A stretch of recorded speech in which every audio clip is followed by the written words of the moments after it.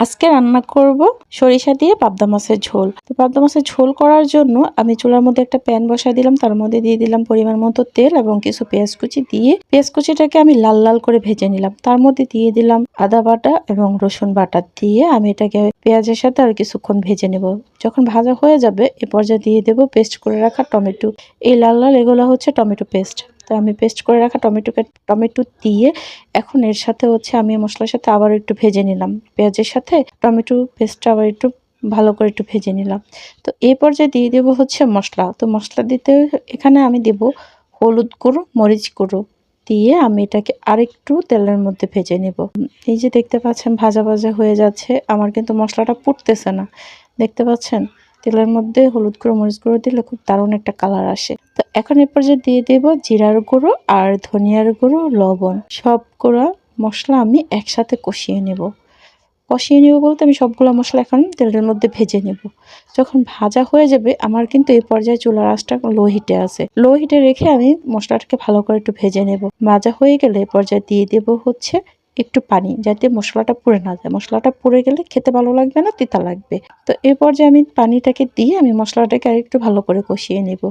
রান্নার মজাই কিন্তু হচ্ছে মশলা কষানো থেকে। আপনি যত ভালো করে মশলা কষাতে পারবেন রান্না কিন্তু তত মজা হবে। তো এ পর্যায়ে দিয়ে দিব আমি কাঁচামরিচ কুচিটাকে দিয়ে আমি মশলাটাকে আরেকটু কষিয়ে নিব ভালো করে।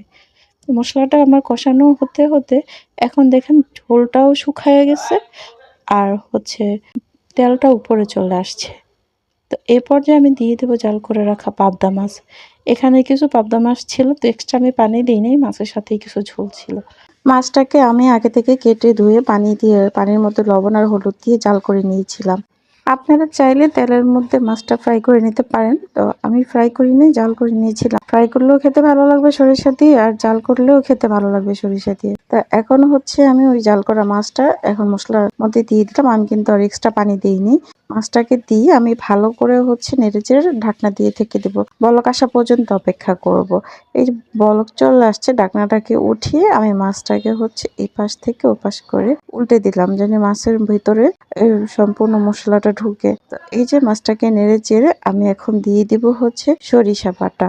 তো এখানে হচ্ছে আমি কাঁচা মরিচ আর লবণ দিয়ে সাদা সরিষাটাকে ব্লেন্ড করে নিয়েছিলাম। সাদা সরিষাটা কাঁচা মরিচ আর লবণ দিয়ে ব্লেন্ড করলে কিন্তু তিতা লাগে না। আর সাদা সরিষাটা এমনি তো একটু তিতা কম লাগে বা ঝাঁজ কম, যাই হোক তারপরে হচ্ছে আমি এখানে সরিষাটা দিয়ে আবারও নেড়েচে ঢাকনা দিয়ে ঢেকে দেবো। এই যে যখন ঝোলটা মাখো মাখো হয়ে যাবে তখন এই পর্যায়ে দিয়ে দেবো হচ্ছে ধনিয়া পাতা কুচি। ধনিয়া পাতা এর আগে দিয়ে আমি আবার একটু নেড়ে চেড়ে দিলাম। আমার কিন্তু রান্না